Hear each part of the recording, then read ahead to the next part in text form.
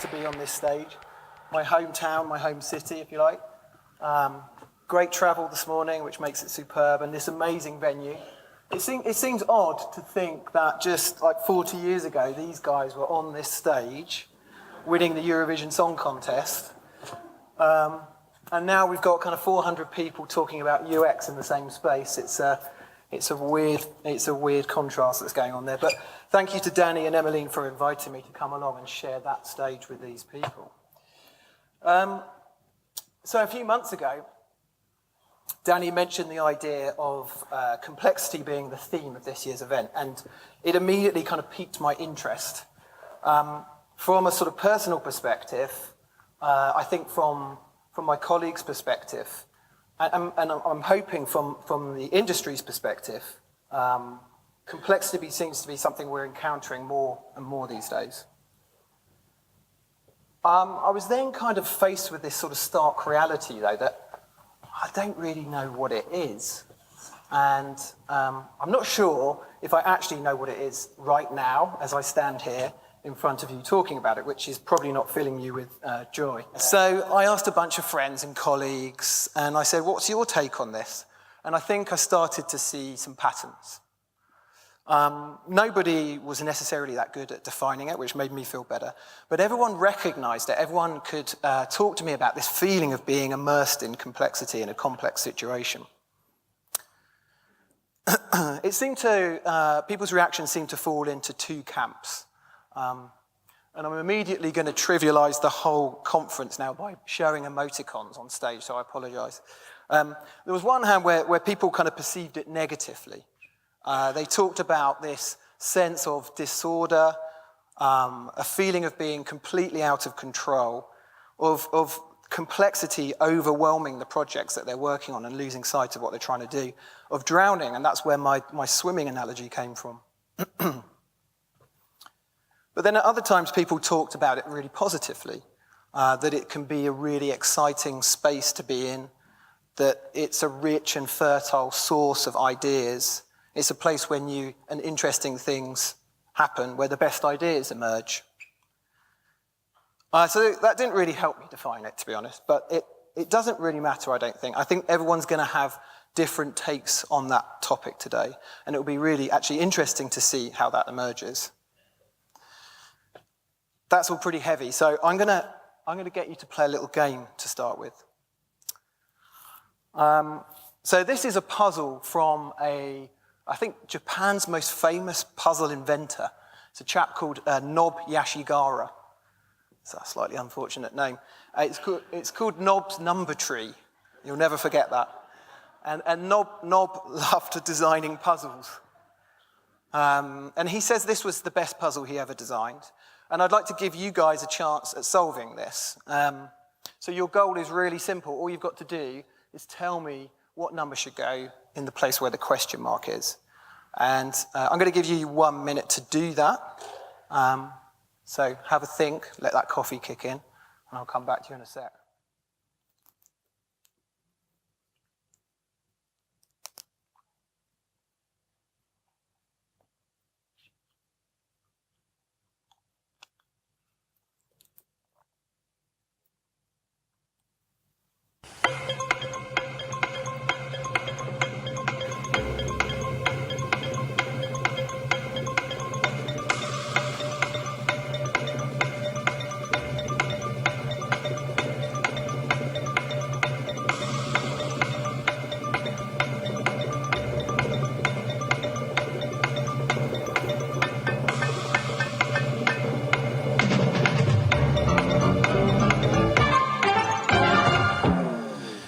Okay, pens down.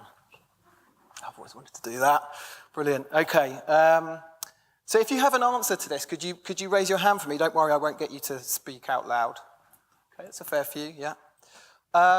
Keep your hands up, keep your hands up. For those of you who have got your hands up, if you've got the number 15, can you put your hands down? Okay, has anyone still got their hands up? Great, okay, cool, I'm going to come back to you in a sec. So I'm just going to explain what's going on here. When I did this, I took about 20 minutes, I'm awful at it, and I came up with the answer 15, but that's actually wrong. I'll just tell you why it's wrong. So what most people do is they look at this top line here, and they see the 72 and the 99 and the 27 and think, oh, that could be the difference between those two things. Or another way of putting it is the 72 and the 27 gives you 99. And you think, right, I'll try that, and I'll start work my way down Nob's number tree. And then you kind of get to the bottom here, and you see the 13 and the 21 and the 7, it doesn't quite work, right? So 13 and 7 is 20. So something's not quite right. And I'm guessing because I didn't give you all enough time, you didn't get that far. So do you mind, who had their hand up? Can you mind giving me what answer that you had? Okay, the 12 is great. That's bang on. I have a prize for you at the break. Come and find me. I'm guessing this is how you solved it. So it's actually really, really deceptively simple. You just take the digits that are running across here, 7 and 2, 9 and 9, and that gives you 27. And if you do that all the way down, and you get to this problem child at the bottom here, 1, add 3, add 2, add 1, it gives you 7. And so, working it all out, 2 plus 1 plus 3 plus 6 is 12. So congratulations. Well done. Round of applause.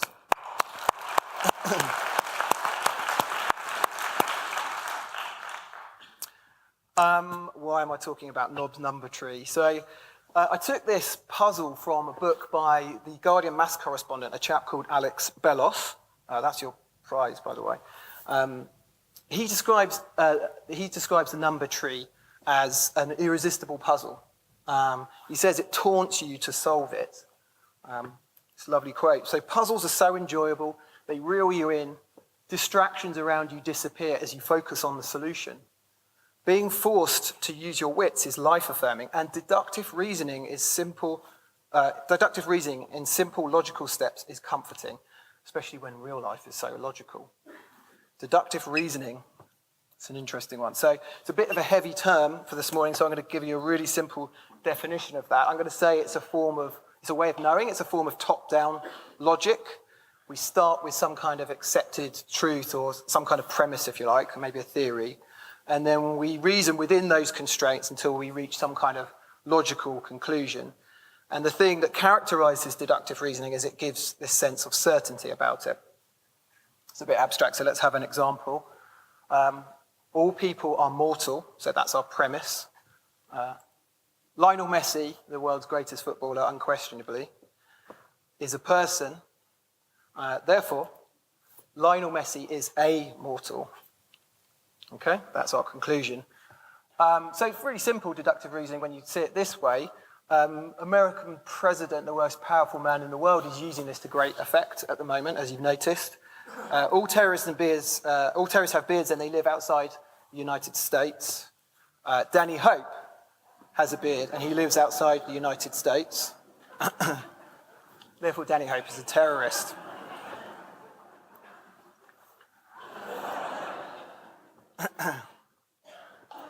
Characterized by certainty, right? So can design be deductive? Can design be deductive? What you were looking at there was the design squiggle. It's disappeared.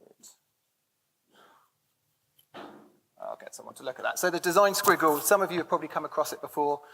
I really like it. It's a sort of really interesting way to represent the design process. You've got this kind of really messy state, and then you end up with this kind of nice, flat, and unraveled line at the end.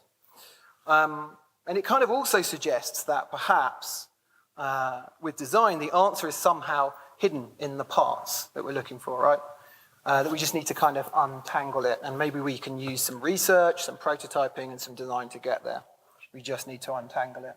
So it would seem that design can be a little bit deductive. I suspect we've all had some sense of this when we've been working before, when the parts that we've been looking at come together, and we apply some kind of theory or model, and we achieve something.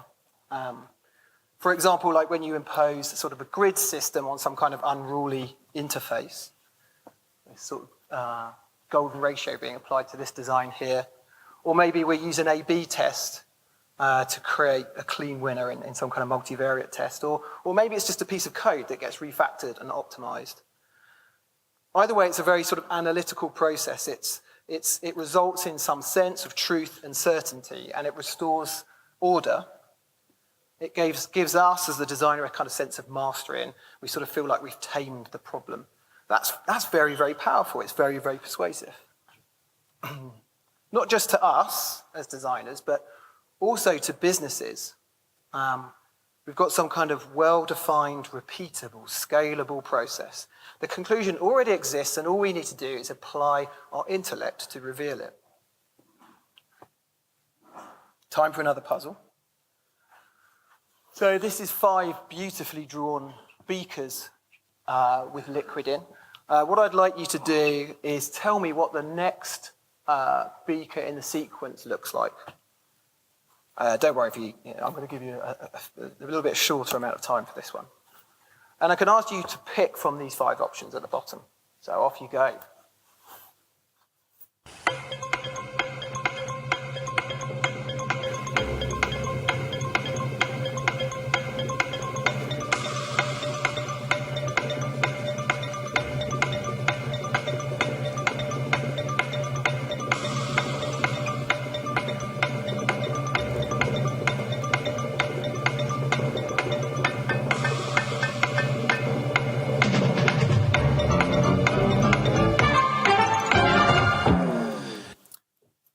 Down. Right. So, could you raise your hand if you answered, let's say, beaker A? Oh, congratulations, you're all correct. We don't need to go through the others. The answer is beaker A. This is a kind of pattern matching game. So there's a few rules that are running through this puzzle. The first one is that the level of the liquid rises in a consistent amount as you go through each one of the beakers. So that means we can rule out D and E because they're much higher. Rule two is that the liquid alternates between light and dark, or light and red liquid here. So that means we can rule out C. And then the last one, we've got this kind of little spout thing. And you've got a spout to the right on the first beaker, then no spout, then to the left, and then on both. And then that sequence repeats. So that means it can't be B. It has to be A. Okay. So this is another interesting puzzle. It's subtly different to the last one. You're going to have to trust me on this because we haven't got time to look at it. But there's lots of different ways we could have answered this puzzle. There's not just one solution. I gave you some to pick from. But if we sat here and I removed those answers, we could come up with lots of different permutations. And so I'm trying to use this as an example of a different form of reasoning called inductive reasoning. And despite its name, I think most of the people in this room will be familiar with this. It's something we use a lot in UX design. In this case, we kind of work bottom up. So we begin with some kind of observation. And from that observation, we then extrapolate out some kind of conclusion. And that might be like a theory or some kind of model for us. Normally, that conclusion relates to events that haven't yet been observed, but that's fine. So let's give an example of that. So many life forms have been observed on Earth. Only carbon-based life forms have been observed among them. Therefore, it is reasonable to suggest that only carbon-based life forms exist on Earth. So that one there at the bottom, that's the likely rule which follows from the relationship between the two statements above. Okay, so we're inducing from that.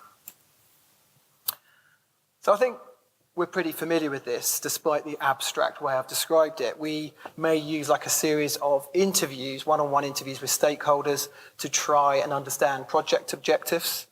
We might do some usability testing. And as a result of that, we might posit that all of our users are struggling with sign up.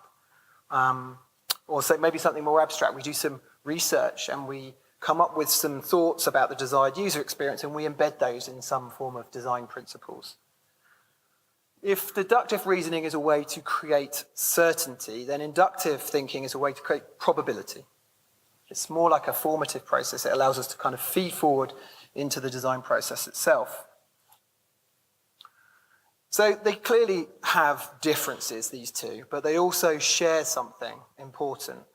And that is that they both offer this very sort of clear and a sort of relatively unambiguous direction of travel. They tell us where to go next. We've done some work, we've carried out some activities, and the evidence points to X. This tells us where to go. And as humans, we're very much drawn to that kind of certainty, the kind of certainty that analysis provides. And so these tools have become really powerful in our meetings, in boardrooms. They give us sort of permission to go and do the things that we want to do. As James Burke, the world's greatest science historian, said, "We abhor complexity and seek to simplify things whenever we can by whatever means we have at hand." We need to have an overall explanation of what the universe is and how it functions. In order to achieve this overall view, we develop explanatory theories which will give structure to natural phenomena with which we classify nature into a coherent system which appears to do what we say it does. So hidden in this quote, I think, are some crucial ideas about we as humans deal with complexity, and potentially some problems as well. We abhor complexity, we resist complexity, and we seek to simplify. And we do that by developing these explanatory theories that give structure in a way that appears to do what we say it does. Comes some pseudoscience. Perhaps there's kind of an evolutionary context to this, maybe why we would resist complexity. If we're scanning the savannah and we're looking for threats, we're trying to find out, is that a lion, is that some prey, or is it just a bush? We would use our intuition. Yeah? Rather than having to process every little bit of data in front of us, we create sort of rules in the forms of patterns or heuristics. And this is a powerful thing for humans. It enables us to move very, very quickly through the world. And consequently, we become very, very good at patterns. But there can be a problem there. Sometimes those patterns are so good that we find it difficult to ignore them. And at other times, we see patterns where there are none. Some people would think of it as apophenia, which leads us to ducks, right? And I apologize to anyone whose worldview on ducks is about to change. Lots of people know. Do you know that all ducks wear dog masks? Yeah? There's a dog mask for you. And this is a pattern that I almost guarantee you will not be able to unsee now. And it's grown in me. It started taking over my life. I start to see wolves, like possessed wolves. Yeah. So all ducks wear dog masks. And actually, if you remove the mask, you can see why. It's a shame. So we have this natural pull to patterns, and that can be a real strength, as I've said. We can filter out this conflicting material, and we see just the evidence that confirms maybe what we want to believe, or at least what we want to, yeah? And we have this tendency to oversimplify. And therein lies a problem for me. We ignore the data that doesn't fit with our pattern, anything that's inconsistent with our thinking. And so it creates a sort of sense of cognitive dissonance, and we choose to resist it. The problem being, what if those things, the things that don't make sense, are actually the important things, the thing we need to be looking at? This rather dashing chap is Charles Sanders Peirce. He's not that well known, but Karl Popper described him as one of the greatest philosophers of all time. And he was a hipster as well, which is good. And he was fascinated by the idea of how humans acquire novel ideas. And I'm using the phrase novel really intentionally there to mean something completely new, completely original, something that's unprecedented. And he noticed that the originators of new ideas are less interested in patterns. They're actually more interested in the anomalies, the bits that don't fit the patterns. He noticed that inventors would actually go and seek those things out and try to make sense of them, not through deductive or inductive reasoning, but through tinkering, through wondering, through their imagination. And they would arrive at what he described as logical leaps of the mind. So they'd be suggesting not what is necessarily true, but what could possibly be true. So we know that in deductive reasoning, the conclusion is embedded in the parts, right? And we know in inductive reasoning, there's some kind of hypothesis or an idea that already exists, and then we just establish some kind of probable grounds for that. So in both cases, the result is constrained by the parts. We're making sense of what already exists.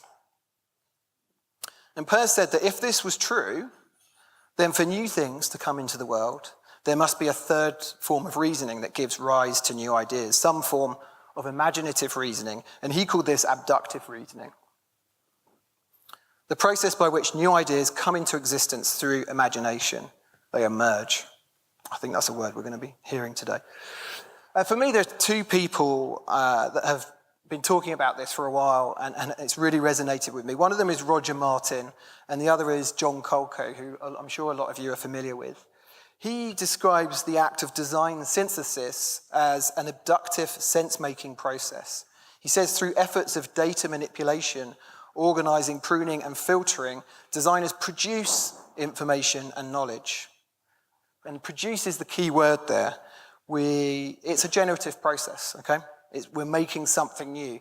The insight that we have is new. It's not in the data, it's actually coming from us.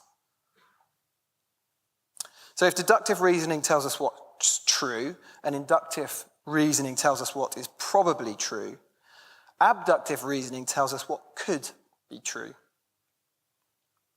And for me, this represents the most exciting and the most powerful attribute of design. Design is a provocation of what could be. In his book, The Design Method, the design theorist Sidney Gregory tried to draw a distinction between the scientific method and design. He said the scientific method is a pattern of problem-solving behavior employed in finding out the nature of what exists, whereas the design method is a pattern of behavior employed in inventing things of value which do not yet exist. Science is analytic, design is constructive. So of the three types of reasoning I've talked about today, I'd say it's this third form, abductive reasoning, which is the source of the tension that I described on projects earlier on. On the one hand, we're kind of incentivized against this kind of thinking. If something doesn't fit with a pattern, if it doesn't resolve, it can't be repeated, it can't be scaled, it probably can't be taught, definitely doesn't sound good in the boardroom. And we get scared and we resist and we think we might sink and make no progress forward. So we opt for control. But on the other side, we sense there's another way to go, this space that may yield these new and valuable things, the space of emergence. And for me, this is the realm of complexity, or at least for me, this is what complexity feels like, this tension here. In their book, The Design Way, Harold Nelson and Eric Stolperman argue that in the West, we tend to label inventions, or abductions in this case, as discoveries, as if they were already there and somehow we just stumble into them. They say this is a critical bias, right? So we tend not to think of them as the results of a practical, purposeful process.